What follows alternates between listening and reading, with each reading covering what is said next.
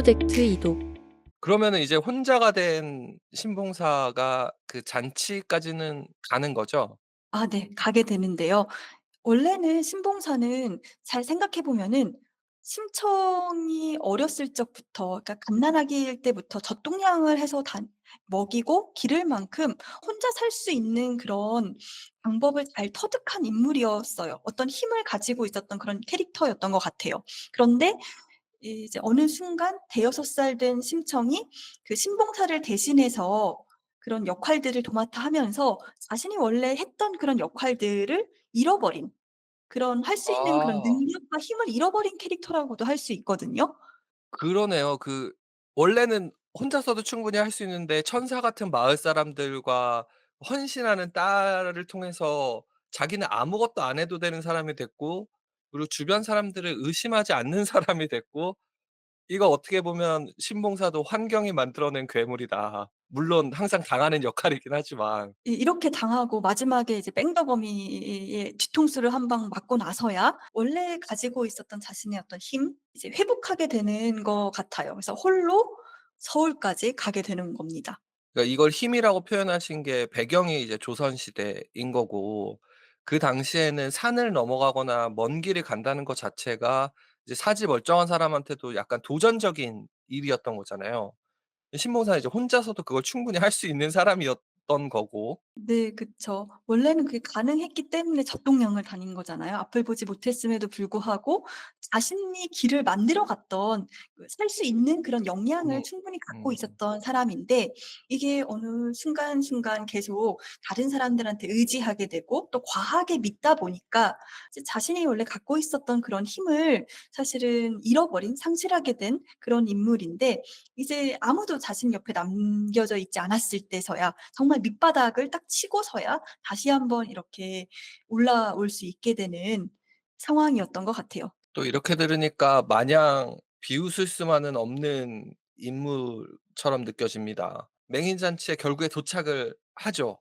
네 그렇습니다. 아 정말 힘들게, 힘들게 이 궁궐에 아직 신봉사는 모르지만 자신의 딸인 신청이 왕비가 되어서 있는 이 궁궐에 도착을 하게 됩니다. 왕비 신청 같은 경우에는 이 맹인잔치를 실제 그러니까 신봉사를 찾기 위해서 이 맹인잔치를 연 거기도 하기 때문에 이제 맹인들의 그 이름이 적힌 그 장부 같은 것들을 이렇게 보고 있으면서 체크를 한 거죠. 근데 아직 자신의 아버지를 만나지 못한 거예요. 딱 신봉사가 들어오고 그러니까 왕비 심청에게 데리고 가는 거죠. 근데 데리고 가는데 이 왕비 한테 이제 간다고 하니까 신봉사가 뭐라고 얘기를 하냐면은요. "아 자식 팔아먹은 아비, 딸 팔아먹인 아비라고 이미 소문이 나 가지고 내가 벌을 받으려고 가는구나. 날 잡아가는구나."라고 이야기를 하게 됩니다. 자신이 한 실수 때문에 이 딸이 그런 선택을 할 수밖에 없었다라는 것에 대한 어떤 뉘우침, 후회, 죄책감 같은 것들을 이 신봉사 역시도 가지고 있었다라는 것을 고 장면에서 조금 엿볼 수 있습니다. 그래서 신봉사가 생각만큼 단편적인 인물은 아니네요. 제가 생각했던 것보다는 좀 더 복합적으로 그려지는 인물이군요. 네 맞습니다. 그래서 쉽게 미워하기 어려운 캐릭터인 것 같아요. 악의가 있었던 행동은 사실 하나도 없고, 좀 실수. 근데 그 실수라는 것도 따지고 보면 누구나 할 수 있는 실수인 거잖아요. 그러니까 스케일이 다를 뿐이지 같은 성격의 실수는 누구나 할 수 있는 거다 보니까 이야기가 참 촘촘하게 잘 짜여졌다라는 생각이 듭니다. 자, 그럼 이제 정말 이 이야기의 하이라이트죠. 왕비 심청이 아버지를 다시 만나는 그 장면으로 돌아가 보겠습니다. 네. 왕비가 된 심청 앞에 신봉사가 이렇게 나타나게 됩니다. 이제 심청은 이제 울기 시작하죠. 그리고 나서 이제 신봉사의 손을 잡고서 "제가 바로 심청입니다."라고 이야기를 하게 되고요. 그 이야기를 들은 이렇게 벌벌벌벌 떨고 있었어요. 그 왕비 앞에 가 가지고 자신처럼 누추한 그런 어떤 존재를 왜 불렀을까? 분명히 내가 그 음. 딸을 팔아먹었기 때문에 '그 죄를 묻기 위해서 나를 부른 거다.'라고 생각을 해 가지고 굉장히 마음을 졸이면서 신봉사는 있었거든요. 그런데 그런 신봉사의 손을 이렇게 딱 잡으면서 "아버지 저 심청입니다."라고 이야기를 하니까 이제 놀라기도 하고 생시인가 잘 믿겨지지도 않는 상황인 거죠. 그래서 이제 신봉사가 뭐 어떤 이본 같은 경우에는 "제가 바로 그 심청입니다."라고 하는 말을 듣고서 놀라서 "눈이 번쩍 떠졌다."라고 하는 그런 이본들도 있고요. 네. 네. 그렇게 두 사람이 기쁨의 그런 눈물을 흘리면서 그 과정 중에 "신봉사의 눈이 떠졌다."라고 하는 그런 이본들도 있습니다. 근데 되게 재밌는 장면은요. 신봉사의 눈만 떠지는 게 아닙니다. 이 맹인잔치였잖아요. 이 잔치에 네. 참석한 그 팔도 조선 팔도의 맹인들의 눈이 모두 다 떠지게 됩니다. 아직 도착하지 못했던 그 맹인들 같은 경우에는 오는 도중에 눈이 떠지기도 하고요. 그런데 뺑덕어미와 함께 도망갔던 그 봉사 같은 경우에는 이 "눈이 안 떠졌다." 뭐 이런 이본들도 있는데요. 아무튼 이렇게 신봉사뿐만 아니라 다른 봉사들까지도 눈이 떠지면서 해피엔딩으로 심청 이야기는 끝을 맺게 됩니다. 이게 저희가 아기장수에 이어서 심청전을 다뤄서 그런지는 모르겠는데, 그러니까 조선 시대 배경 혹은 그 이전 시대를 배경으로 한 이야기들은 항상 환상적인 순간들이 하나씩 나오는 것 같아요. 제가 느끼기에는 그 당대 시대 사람들의 선호하는 이야기의 취향 같은 거라고 보는데, 그 시대부터 이미 사람들은 '판타지를 즐기고 있었던 게 아닌가.'라는 생각도 좀 듭니다. 네, 맞습니다. 지금 현재의 이야기들 중에서도 이런 판타지 환상적인 어떤 장면을 다루고 있는 그런 설정 자체가 판타지적인 환상적인 그런 이야기들이 한국에 많잖아요. 그런데 그런 것들의 어떤 기원들, 그런 어떤 상상력의 어떤 근원이 이미 고전 텍스트에 녹여져 있는 것 아닌가라는 생각을 해 봅니다. 우리 문화 자체가 환상적인 이야기들, 그런 상상의 결과물들을 충분히 즐기고 있었다고 말할 수도 있겠네요.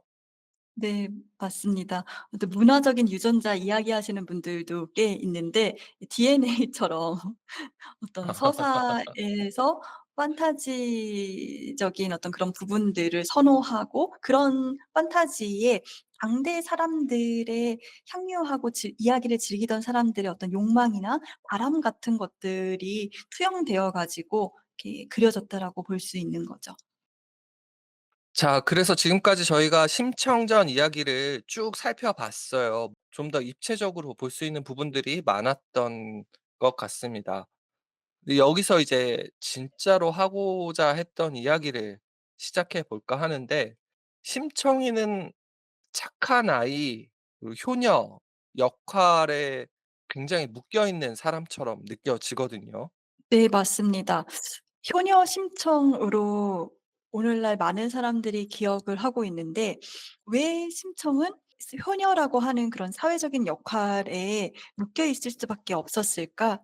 그리고 그렇게 살던 심청이 이제 인당수에 투신하고 난 이후의 그런 장면에서는 과연 이 효녀로서 우리는 기억을 해야 되는 건지 다시 한번 읽어 보려고 합니다. 그 심청 같은 경우에는 앞서서 계속 말씀을 드렸지만 곽씨 부인이라고 하는 엄마가 자신을 낳은 후에 얼마 되지 않아서 죽게 됩니다. 인과관계가 설정되어 있지는 않아요. 그러니까 심청이 태어났기 때문에 또는 심청을 낳다가 죽었다. 뭐 이런 앞뒤의 서사적인 어떤 인과관계가 연결되는 거는 아니지만 자라면서 심청은 엄마가 이제 죽었는데 그 죽음의 어떤 그런 원인을 자신에게서 찾는 자신의 어떤 탄생 또는 자기 존재에서부터 찾았을 수 있거든요. 무의식적인 자책감 또는 죄책감을 가질 수 있었을 것 같고 또 한편으로 그렇게 어머니를 떠나보내고 또 자신을 길러주는 아버지는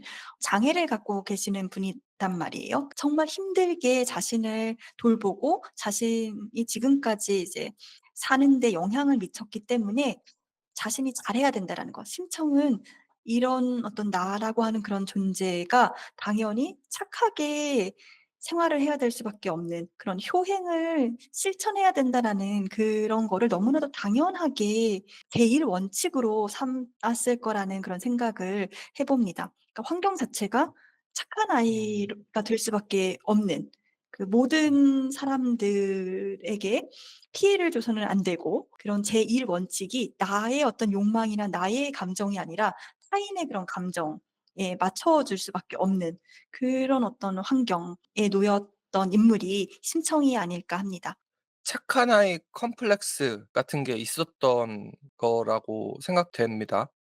네. 저는 그래서 효녀 심청이라고 하는 그러니까 심청 앞에 붙은 그 효녀라고 하는 그 말이 참 아팠거든요. 그 착한 아이 컴플렉스를 어쩌면은 그 이념적으로 좀 미화시킨 그런 음. 어떤 수식어가 '효녀가 아닐까.'라고 생각을 해서 효녀라고 하는 수식어가 굉장히 아팠는데 네 맞습니다. 자, 여기서 또 흥미진진한 부분이 있습니다.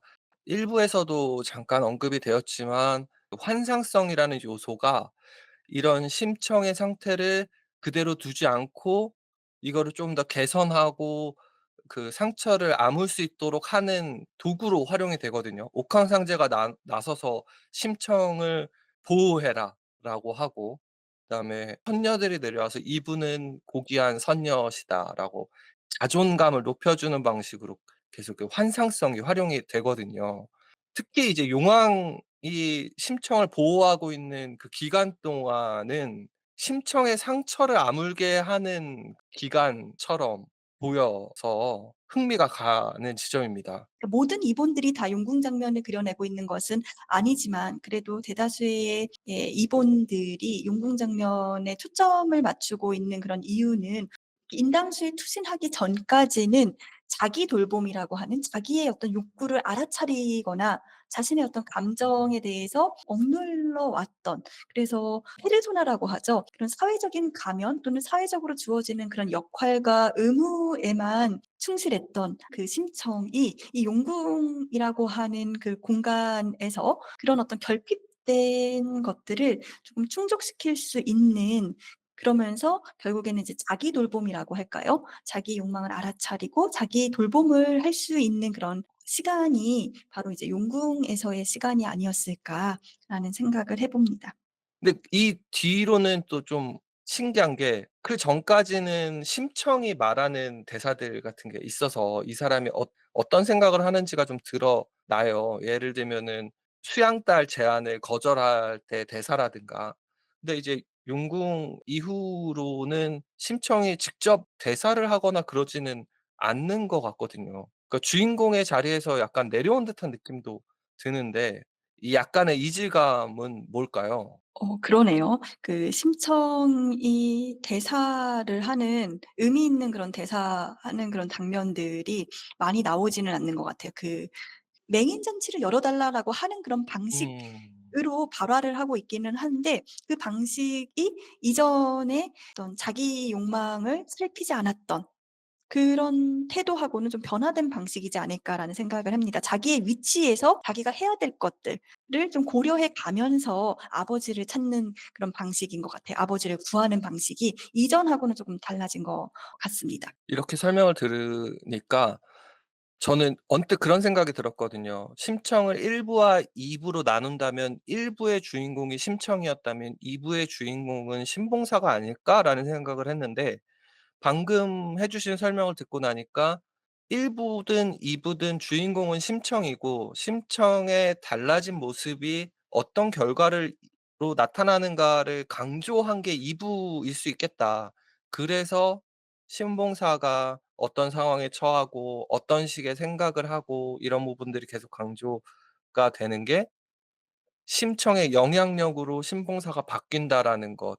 그래서 뭐 생각이 바뀌었는지는 알 수는 없겠지만 어쨌든 그 겉으로 보이는 결과가 달라졌다는 거를 강조하기 위한 구조인가?'라는 생각도 들었어요.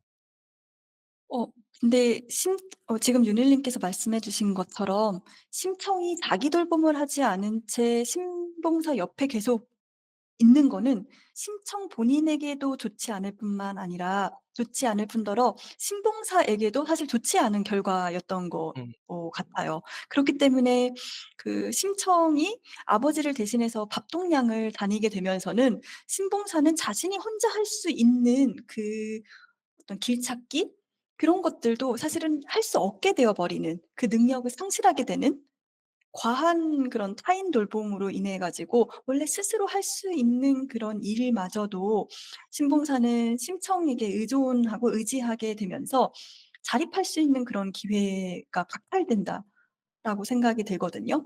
그래서 이제 심청이 자기 돌봄을 어느 정도 하는 그런 방향에서 신봉사 곁에 있을 때 신봉사 역시도 '제대로 된 어떤 자신의 삶을 살아갈 수 있지 않을까.'라고 생각이 듭니다. 심청전이 뭔가 직관적인 메시지를 던진다고 볼 수도 있을 것 같아요. 그 세상 무슨 일이 벌어져도 일단 '나 자신이 먼저다.'라고 하는 생각을 하게 만드는 이야기인 것 같습니다. 그 많은 현대의 많은 사람들이 사실은 타인의 그런 시선에 나를 맞추거나 또는 내 감정을 바로 표현을 하지 못하는 차리지도 못하고 억누르고 살아가는 경우가 꽤 많다라고 생각이 듭니다.